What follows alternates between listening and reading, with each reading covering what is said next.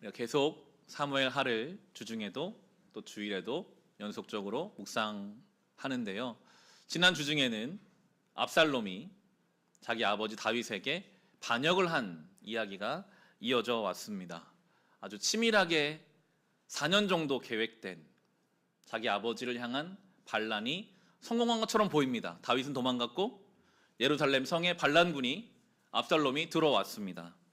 그런데 그 결론이 이제 오늘 18장 전체를 이제 보려고 하는데, 결론이 오늘 설교 제목처럼 압살롬이 죽는 것으로 반란은 실패합니다. 참 치밀하게 계획적으로 준비한 반란이었지만 하나님이 흩으려고 하시니까요, 그 치밀하게 계획된 인간의 계획이 성취되는 것처럼 보이다가도 한순간에 무너지는 것을 성경이 우리에게 보여주고 있습니다. 우리가 많이 경험하는 거잖아요. 저는 이 말씀을 참 좋아하고 묵상하고 기도하는데, 사람이 마음으로 자기의 길을 계획할지라도 그 걸음을 인도하시는 자는 여호와시니라. 잠언 16장 9절입니다. 사람이 마음으로 자기의 길을 계획할지라도, 계획해야 합니다. 열심히 살아야 합니다. 그렇지만 우리에게는 늘, 그렇지만 내가 아무리 계획해도 결국 그 한 걸음을 인도하시는 분은 여호와 하나님이시다. 그 믿음이 우리에게 있어야 합니다. 성경이 우리에게 아무리 계획해봐라, 하나님이 흩으시면 모래 위에 성처럼 무너질 수밖에 없다 가르쳐주고 계시는 이 압살롬의 반역입니다. 압살롬이 자기 아버지이자 자기 왕인 다윗을 향해서 칼을 들었습니다. 아버지를 죽여서라도 왕 자리를 뺏으려고 합니다. 더 이상 아버지와 아들 관계가 아닌 거죠. 더 이상 왕과 신하의 관계가 아닙니다. 그저 적일 뿐입니다. 원수일 뿐입니다. 하지만 이 다윗의 입장은 좀 다릅니다. 다윗은 여전히 아들이에요. 마음에 안 들지만 아들입니다. 오늘 18장에 오면 여태껏 다윗은 계속 그냥 도망만 갔거든요. 그런데 18장쯤 오면 이제 요단강을 건너서 다윗의 편에도 군사들이 좀 모여서 이제 군사를 세 개로 나눕니다. 어느 정도 이제 정신을 차리고 반란군과 싸우러 나가는 오늘 본문입니다. 다윗의 부하들이 다윗의 아들 때문에 생겨난 이 내전이죠, 내전. 이스라엘 안에서 일어난 이 전쟁에 목숨 걸고 싸워야 하는 전쟁터인데 다윗이 뭐라고 하느냐 하면, 좀 내 아들은 좀 봐줘라. 그런 얘기를 합니다. 자기 아들 때문에 지금 목숨 걸고 싸우게 생겼고 내 생명이 걸린 문제로 전쟁터에 칼 들고 나가는 자기 부하들에게 그런 부탁을 하는 거예요. 오늘 5절에 보시면, 그때 왕이 요압과 아비새와 이때에게 부탁하였다. 나를 생각해서라도 저 어린 압살롬을 너그럽게 대하여 주시오. 왕이 압살롬을 너그럽게 대하여 달라고 모든 지휘관에게 부탁하는 말을 온 백성이 다 들었다. 부탁이라고 나오지만 명령이죠. 모든 사람이 다 알도록 했습니다. 다 전달시킨 겁니다. 절대로 압살롬 죽이지 마라, 이겁니다. 뒤에도 그게 나오는데요, 참 불편한 부탁입니다. 다윗은 왕입니다. 왕은 당연히 반란군을 없애야 나라가 유지되는 것이 왕이죠. 더군다나 다윗은 하나님 나라의 왕입니다. 하나님이 세우신 나라, 하나님 법으로 이루어지는 나라의 왕입니다. 하나님이 명령하시기를 아버지의 아내를 건드린 아들은 다 죽이라고 하셨고, 살인을 범하는 자는 죽이라 하셨습니다. 압살롬은 자기 형도 죽였고 자기 아버지의 아내들을 건드렸습니다. 이건 하나님 법으로는 하나님 나라의 왕이라면 당연히 처단해야 되는, 죽여야 하는, 심판해야 되는 존재가 압살롬입니다. 법으로는 그래요. 왕으로서는 당연히 그렇게 해야 되는데, 아버지로서는, 왕으로서는 그럴 수 있지만 이 아버지로서는 그게 안 되는 거예요. 여전히 아들인 거예요. 심한 말로 정말 때려 죽여도 시원치 않은 아들이죠. 정말 말도 안 되는 짓을 한 아들이죠. 아들 노릇할 수 없는 아들이죠. 그렇지만 여전히 아들이잖아요. 어린 압살롬이라는 표현을 씁니다. 어리지 않거든요. 그는 이미 장성했거든요. 그런데 여전히 다윗의 눈에는 아직 좀 뭔가 부족해서 그런 거니까 갱생의 기회, 회개의 기회가 있지 않을까 보고 있는 그 아버지의 마음으로 명령했습니다. 전쟁터에 지금 나가 싸워야 되는데 압살롬은 좀 봐달라. 그 명령을 받고 전쟁이 시작됐습니다. 일방적인 다윗의 군대의 승리였습니다. 하나님이 개입하셨거든요. 이어지는 본문 6절부터 8절에 보시면 다윗의 군대가 이스라엘이 바로 압살롬 쪽의 군대를 통칭합니다. 이스라엘 사람과 싸우려고 들녘으로 나아가서 에브라임 숲속에 싸움을 하였다. 거기에서 이스라엘 백성이 다윗의 부하들에게 패하였는데 그들은 그날 거기에서 크게 패하여서 2만 명이나 죽었다. 싸움이 온 땅으로 사방으로 번져 나가자 그날 숲속에서 목숨을 잃은 군인이 칼에 찔려서 죽은 군인보다 더 많았다. 졌는데 숲속에서 목숨을 잃은 군인들이 있고 칼에 찔려 죽은 군인들이 있습니다. 다윗의 군대와 싸우다가 죽은 군인 수보다 어떤 이유인지 알 수 없으나 숲속에서 죽은 군인이 더 많았다라고 합니다. 성경 주석을 볼 때 이 부분은 하나님이 개입하신, 하나님이 치신 것으로 봅니다. 숲속에서 어떤 일이 일어나는지 설명하고 있지 않기 때문에 하나님이 직접적으로 개입하셔서 전쟁을 승리하게 하셨다. 하나님은 사랑의 하나님이시지만 하나님을 대적하는 자들에게 하나님은 저주와 분노를 하시는 하나님이십니다. 쉽게 하나님 반대편에 서서 하나님 대적하는 일을 해서는 안 될 것입니다. 압살롬이 졌으니까 도망갑니다. 참 희극적이라고 표현되는 장면이 나오는데요. 9절 보시면 압살롬이 어쩌다가 다윗의 부하들과 마주쳤다. 압살롬은 노새를 타고 있었는데 그 노새가 큰 상수리 나무의 울창한 가지 밑으로 달려갈 때에 그의 머리채가 상수리 나무에 휘감기는 바람에 그는 공중에 매달리고 그가 타고 간 노새는 빠져나갔다. 이 그림이 그려지시죠? 압살롬은 이제 설명드리겠지만 머리카락이 그의 상징이었습니다. 굉장히 머리가 풍성했다고 해요. 그런데 그 도망가는 와중에 노새를 타고 도망가는데 머리카락이 나무까지 걸린 거예요. 타고 있던 짐승은 뛰쳐가고 이 반란군의 수장인 왕자인 아주 잘생겼다라고 성경에 쓰거든요. 사람들이 너무 그의 외모를 칭찬했다. 그가 그 머리카락이 가지에 걸려서 대롱대롱 매달렸습니다. 그 머리카락, 압살롬의 머리카락을 그렇게 설명했거든요. 사무엘하 14장 25, 26절에 보면 온 이스라엘의 압살롬처럼 머리끝에서 발끝까지 흠잡을 데가 하나도 없는 미남은 없다고 칭찬이 자자하였다. 그는 머리숱이 많아 무거워지면 해마다 연말에 한 번씩 머리를 깎았는데 머리를 깎고 나서 그 머리칼을 달아보면 왕궁 저울로 200세겔이나 되었다. 압살롬을 설명할 때 그가 아주 외모적으로 칭찬할 만한 사람이다라고 하면서 머리카락 이야기를 합니다. 그가 1년에 한 번 머리를 잘랐대요. 근데 그 머리카락이 얼마나 풍성했던지 왕궁 저울로 무게를 재서 기록할 만큼, 성경에 기록할 만큼 압살롬 하면 머리카락. 그리고 무엇보다 머리카락은 가장 잘 보이는 신체 부위잖아요. 그가 자랑했던, 나는 1년에 한 번 머리 깎는데 이만큼이나 풍성하다. 사람들이 다 칭찬하는 그 머리카락이 가지에 붙들려 매어서 참 우스꽝스럽게 그런 최후를 맞이하게 되거든요. 그가 4년 동안 치밀하게 이 반란을 계획하면서 자기가 기른 머리카락 때문에 죽게 될 줄을 상상조차 못했겠죠. 무엇을 자랑하고 살고 있을까 자문하게 되더라고요. 압살롬에게 머리카락은 자랑이었습니다. 하나님이 자랑 삼은 것으로 낭패를 당하게 하시죠. 우리가 자랑할 것은 유일합니다. 여러분, 성도의 자랑은요, 예수님밖에는 없어요. 정말 우린 자랑할 게 없는 사람들입니다. 우린 죄인 중에 죄인이고 은혜로 사는 사람들입니다. 그게 우리를 가장 안전하게 해요. 내가 자랑 삼으면 하나님이 일부러라도 그 자랑 때문에 낭패를 보게 하셔서 하나님만을 자랑하게 하실 것입니다. 나무에 매달려 있는 그 압살롬을 이름도 나오지 않은 한 군인이 발견합니다. 그리고 그 상황을 지금 이 군대인 총사령관격인 요압에게 전달합니다. 10절에서 12절인데요. 어떤 사람이 이것을 보고서 요압에게 알려주었다. 압살롬이 상수리 나무에 매달려 있습니다.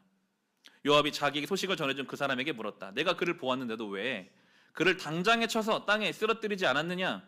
그랬더라면 내가 너에게 은 10개와 띠를 하나 주었을 것이다. 그 사람이 요압에게 대답하였다. 비록 은 1000개를 달아 저의 손에 쥐어주신다고 하여도 저는 감히 손을 들어 임금님의 아들을 치지 않을 것입니다. 임금님께서 우리 모두가 듣도록 장군님과 아비새와 이때에게 누구든지 어린 압살롬을 보호해달라고 부탁하셨기 때문입니다. 대롱대롱 매달려 있는 이 반란군의 수장 압살롬, 그를 알아보는 사람이었다면 저 한 사람 때문에 지금 우리가 민족의 전쟁을 하고 있고 내가 목숨을 걸고 싸우고 있는 데 분노가 있을 수 있거든요. 그럼 당장 가서 그를 해코지하거나 죽일 수 있는데, 요압의 말처럼 그를 죽여서 상을 받을 수도 있는데, 그가 왜 지금 멈춰섰습니까? 다윗 왕의 명령 때문입니다. 내 감정으로 압살롬을 바라보는 게 아니라, 내 판단으로 압살롬을 바라보고 결정하는 것이 아니라, 오로지 그 왕의 명령이 지금 그게 가장 1순위입니다. 왕이 죽이지 말라고 했으니까. 내가 왕으로 모시는 내 왕이, 내 왕의 마음에는 여전히 그 압살롬을 향한 불쌍한 마음이 있으니까 그 마음을 헤아리고 그 명령을 헤아려서 내 감정, 내 판단을 내려놓고 왕의 명령을 먼저 앞에 세우는 사람, 여러분 그 사람이 이름 나오지 않지만 하나님 나라의 백성입니다. 이게 아주 신앙적인 행동이거든요. 내 서운함과 내 감정이 있죠. 당장 원망스럽죠. 당장 요압은 나중에 죽이는데 죽이고 싶을 그런 사람이지만, 내가 섬기는 왕이 그걸 원치 않으신다면, 내가 은 1000개를 받더라도 난 그렇게 안 할 것입니다. 고백하는 것, 그것이 언약 백성 하나님 나라의 방식이더라고요. 하지만 요압이라는 이 사람, 우리 요압을 좀 볼 텐데, 요압은 전혀 다른 반응을 보입니다. 14절 15절입니다. 그러자 요압은 너하고 이렇게 꾸물거릴 시간이 없다 하고 말한 뒤에 두 창 세 자루를 손에 들고 가서 아직도 상술이 남아 한가운데 산처럼 매달린 압살롬의 심장을 꿰뚫었다. 요압의 무기를 들고 다니는 젊은이 10명도 모두 둘러싸고서 압살롬을 쳐서 죽였다. 요압은 누구보다 다윗의 마음, 왕의 마음을 잘 알거든요. 왕이 섭섭해할 걸 알아요. 왕의 명령을 너무나 잘 알지만 죽입니다. 자기 생각이 더 옳다고 생각하니까요. 저 압살롬은 죽어야 한다. 그게 자기 생각입니다. 여러 이유가 있겠죠. 압살롬이 살면 나중에 자기 정적이 될 수 있고, 압살롬이 살면 또 다른 반란이 일어날 수도 있고, 자기 생각에, 자기 판단에는 왕이 뭐라고 명령했든 왕이 어떻게 느끼든 간에 내 생각과 내 판단, 내 감정에는 지금 저 사람 죽어야 합니다. 그 죽입니다. 왕에 대한 배려가 없습니다. 요압은 다윗이 이제 치세하는 동안 계속 등장하는 사람입니다. 승리 현장에는 거의 요압이 있었습니다. 다윗의 아주 대표적인 군대 장관이죠. 친척간이기도 합니다. 뗄 수 없는 다윗의 사람이지만, 그가 겉으로 보기에는 다윗을 왕으로 섬기는 것 같지만 속으로는 다윗을 섬기는 게 아닌 거죠. 오늘 본문을 보면요, 그에게 다윗이 왕이 아닙니다. 그저 잘 사용할 수 있는 사람인 거죠. 나와 뜻이 같으면 순종해요.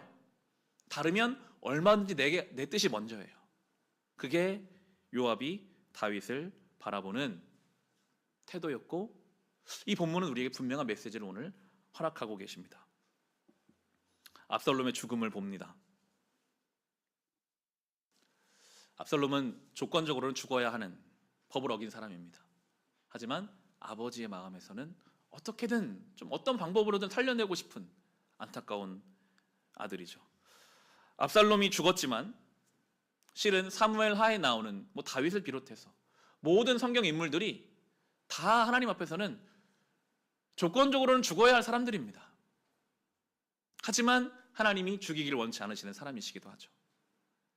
우리 모두가 마찬가지입니다. 우리가 만약 오늘 저 문 앞에 하나님의 천사가 서서 조금의 죄라도 있다면 성전에 들어갈 수 없다라고 막았다면 저는 못 들어왔을 겁니다. 우리 중에 누가 저 성전문을 통과해서 들어올 수 있었을까요? 작은 죄라도 짓는 그 순간 하나님이 벼락을 쳐서 죽이셨다면 누가 지금 이 땅에 살아남을 수 있었을까요? 우리가 압살롬과 별로 다르지 않습니다. 하지만 하나님은 왕이시지만 아버지시니까, 우리를 심판해야 마땅하시지만 아버지시니까 우리를 품에 안아주시기를 애쓰신 거죠. 요압이라는 군대 장관은 저 압살롬은 죽어 마땅하다 여기며 죽였습니다. 죽을 만하다고 생각했으니까요. 하지만 예수님께서는 그게 아님을 누가복음 15장에 보면 좋은 비유로 설명해 주셨습니다. 우리가 잘 아는 탕자의 비유입니다. 예수님이 그렇게 비유를 설명하십니다. 한 사람이 있었다. 두 아들이 있었다. 그 사람에게는 두 아들 중에 작은 아들이 아버지의 유산을 먼저 받아서 허랑방탕하게 탕진했습니다. 먹고 살 길이 막막하니까 돼지를 치는 일을 했습니다. 우리에게 돼지 치는 일은 확 와닿지 않지만 유대인들은 돼지를 가장 부정한 동물이라고 여겼기 때문에 먹지도 않고 만지지도 않았습니다. 그런데 그 유대인인 작은 아들이 돼지 치는 곳까지 갔다라는 것은 정말 인생에서 갈 때까지 간 상황을 말합니다. 정말 입에 담기도 어려운 일을 하는 사람입니다. 누가 내 아들이 그런 일을 한다라고 그러면 창피해서 말을 못하는 어떤 그런 자리까지 간 겁니다. 그 아들이 다 잃어버리고 터덜터덜 집으로 돌아왔습니다. 그 모습을 본 형제, 바로 위에 형이 아버지가 막 잔치를 베풀어 주잖아요. 그게 못마땅한 거예요. 화를 내는 거예요. 그게 이제 누가복음 15장 29, 30절 나오는, 제가 읽어드릴게요. 그 큰아들이 아버지에게 이렇게 말합니다. 나는 여러 해를 이렇게 아버지를 섬기고 있고 아버지 명령을 한 번도 어긴 일이 없는데 나에게는 친구들과 함께 즐기라고 염소 새끼 한 마리도 주신 일이 없습니다. 그런데 창녀들과 어울려서 아버지의 재산을 다 삼켜버린 이 아들이 오니까 그를 위해서 살찐 송아지를 잡으셨습니다 하고 화를 냅니다. 아버지 어떻게 그럴 수 있습니까? 제가 볼 때는 쟤는 아들도 아닙니다. 저는 저렇게 그냥 부정한 동물 속에 살다가 죽어야 될 그런 사람입니다. 왜 받아주십니까? 조건으로는, 행동으로는 그래야만 할 것 같은 요압이 압살롬을 죽이는 것처럼 큰아들은 둘째 아들을 향해 그렇게 퍼붓지만 아버지는 안 그러시잖아요. 아들이 멀리서 보이면요 맨발로 뛰어나갑니다. 조건 같은 거 없습니다. 아들이니까요. 끌어안아주고 잔치를 베풉니다. 압살롬의 죽음을 나중에 다윗은 보며 통곡합니다. 압살롬아, 압살롬아, 내가 대신 죽었어야 되는데. 그런 이야기를 합니다. 아버지의 마음. 이 다윗과 압살롬의 관계는 우리와 하나님의 관계를 좀 보여줍니다. 우리는요, 우리가 하나님 앞에 설 수 없잖아요. 내 이 부정한 입술로 주님을 부를 수가 없잖아요. 내 마음에 하나님 말씀이 들어올 공간이 세상적인 것에 가득 차서 없잖아요. 그럼 아버지 집에 들어갈 수 없는, 돌아갈 수 없는, 염치도 없고 자격도 안 되는 게 맞은데 우리 아버지는 그런 우리를 끌어안아 주시는 아버지이시라는 거죠. 그게 바로 압살롬의 죽음이 우리에게 던져주는 복음에 대한 예표입니다. 요압이라는 사람은 다윗을 위해서 열심히 싸운 사람이었습니다. 그가 다윗의 나라의 한 멤버였습니다. 그렇지만 그는 실은 왕을 위해 싸운 게 아니라 자기를 위해 싸운 사람이었습니다. 겉으로는 왕을 섬기지만 내면에 들어가 보면 저 다윗도 내가 없으면 안 되는 사람이고, 다윗 생각이 다르다면 내가 내 뜻대로 밀고 나가야겠지. 그게 요압이었습니다. 그게 너무 성도의 모습과 닮아 있더라고요. 우리 겉으로는 하나님의 멤버, 하나님 나라의 한 멤버예요. 늘 하나님 나라의 한쪽에는 있어요. 교회를 출입하고 성경을 알고. 그런데 막상 내면에 들어가 보면 하나님을 내가 이용하려고 합니다. 내가 하나님을 통해서 내가 뭔가 이뤄야지. 하나님 나 좀 도와주세요. 나 이거 필요하니까요. 하나님의 뜻이 어디에 있는지, 하나님의 마음이 어떠한지를 관심 두지 않고 내 뜻과 하나님 뜻 맞으면 순종해 드리고, 아니면 얼마든지 내 거 먼저 하려고 하는, 대롱대롱 매달려 있는 압살롬을 보면서 그 순간에는 왕의 명령, 왕의 마음이 전혀 나에게는 안중에 들어오지 않고 내 감정, 내 판단으로 당장은 찔러 죽이는 그 요압의 모습이, 우리에게 하나님 말씀이 있잖아요. 우리가 때로 십자가 앞에 눈물 콧물 흘리며 십자가를 찬송하고 은혜를 고백합니다. 그런데 막상 나의 삶에서 어떤 사람, 내가 요압의 자리에 서서 압살롬을 향해 수없이 칼을 들이댑니다. 내가 너희를 사랑한 것 같이 너희도 서로 사랑하라. 그 명령이 그 순간에는 기억나지도 않고 적용되지도 않습니다. 내가 먼저입니다. 내 감정이 먼저고, 내 판단이 먼저고, 내 상황이 먼저입니다. 왕의 명령에 순종했던 이름 없는 병사와는 너무나 다르게 요압은 아주 지극히 자기 중심적으로 왕의 명령을 무시했고 왕의 마음을 너무나 아프게 했습니다. 하나님 우리의 왕이십니다. 하나님 우리에게 뭔가를 말씀하시는데 듣지도 않고 들을 생각도 없이 내 뜻대로 막 살아가는 것은요, 왕의 마음을 아프게 하는 것입니다. 그래서 우리는 힘써서 하나님 말씀에 귀를 기울여야 합니다. 왕의 명령이 무엇인지 알아야 되니까요. 내 안에 주의 말씀이 채워져 있지 않으면요, 우리는 또 그 순간에 내 생각과 내 감정 달려갈 수밖에 없습니다. 또 오늘 우리의 가정에서 주님은 사랑이신데 우리는 또 비난과 정죄를 할 수밖에 없어요. 우리는 그렇게 달려가게 되어 있어요. 말씀이 은혜 없으면요. 우리 직장과 일상 속에서 하나님의 나라가 아니라 늘 전쟁터, 세상의 전쟁터를 만들 수밖에 없는 게 우리의 모습입니다. 그래서 우리는 말씀 앞에 귀를 기울일 수밖에 없습니다. 개그우먼 조혜련 씨 아시죠? 저는 이제 개인적으로는 그렇게 좀 너무 적극적이고 뭔가 목소리가 크신 사람을 부담스러워하는 스타일이라서 별로 좋아하지 않는 연예인 중 한 분이셨는데, 그분이 신앙생활을 시작하고 성경을 수십 독을 하고 지금도 1년에 6번 이상을 읽으신다고 하더라고요. 성경 중에 하나님을 만나고 그런 얘기를 해요. 자기가 성경 바람잡이, 성경을 읽는 것에 바람잡이로 하나님 날 부르셨다. 그래서 수많은 곳에 가서 간증과 또 유튜브로도 많은 신구약 전체를 이렇게 신학 공부까지 하셨더라고요. 이렇게 풀어내는 사역을 하고 계신데요. 그분 이야기를 제가 듣다가 그런 이야기를 하시더라고요. 교회 가자고 하면, 자기가 막 전도하고 싶어서 교회 가자고 하면 부담스러워한대요. 하지만 성경을 주면서 이거 한번 읽어봐라. 여기 네가 아는 다윗도 있고 솔로몬도 있다. 그러면 성경을 읽다가 하나님 만나는 경우가 너무나 많다는 거예요. 사실 우리가 교회를 데리고 나오려는 것도 교회 멤버로 아무리 지내봤자 믿음 안 생기거든요. 결국은 교회에 와서 말씀이 들어가야 믿음이 생깁니다. 성경 말씀을 믿지 않는 사람도 호기심이라도 읽다 보면 믿음이 생기는데, 신앙생활을 오래 하고 있는 우리가 하나님 말씀을 가까이 읽으면 읽을수록 당연히 우리 안에 믿음은 생겨나게 되겠죠. 그 성경 바람잡이의 사명, 저도 굉장히 그런 부담을 주시는 것 같습니다. 내가 평생 함께 신앙생활하는 우리 교우들에게 성경을 읽도록 뭔가 그렇게 자꾸만 함께 해야겠다, 그런 마음의 부르심을 저도 느끼고 있는 요즘입니다. 스마트폰을 가까이 하는 시대잖아요. 아침에 일어나서 보통 스마트폰으로 하루를 시작하시죠. 알람도 그렇고, 뉴스, 날씨, 밤에 와 있는 카톡은 없는지, 밤에 자기 전까지 최후의 순간까지 누워가지고 불 꺼놓고 스마트폰을 볼 때가 있잖아요. 최후의 그 마지막 순간까지. 저희 집에도 한 명 계시는데 이렇게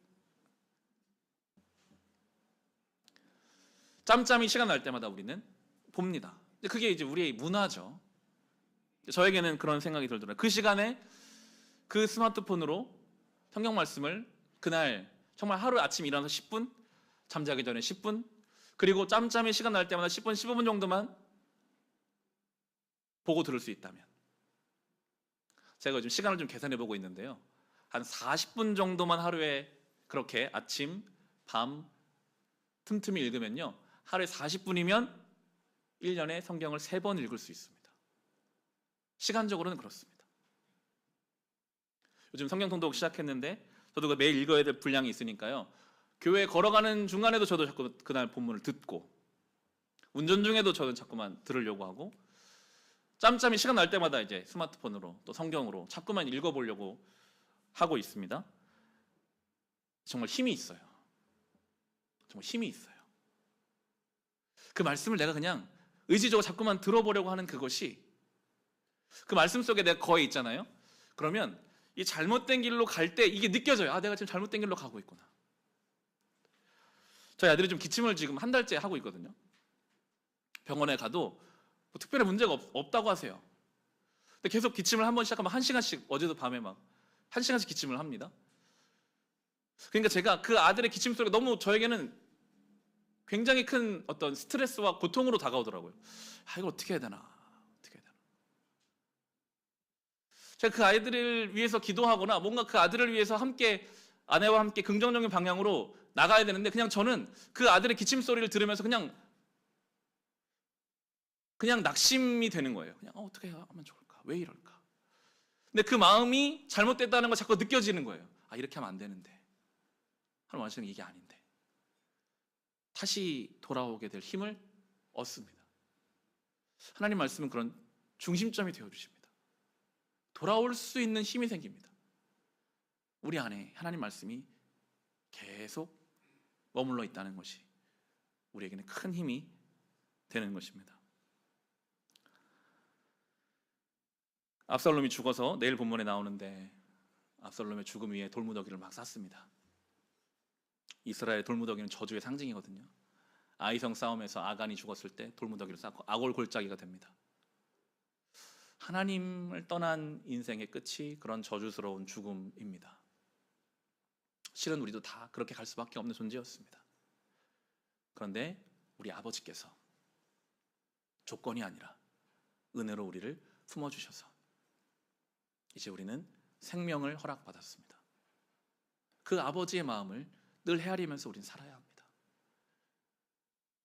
여러분, 오늘도 우리는 아주 긴박한 우리의 삶의 자리들을 만날 것입니다.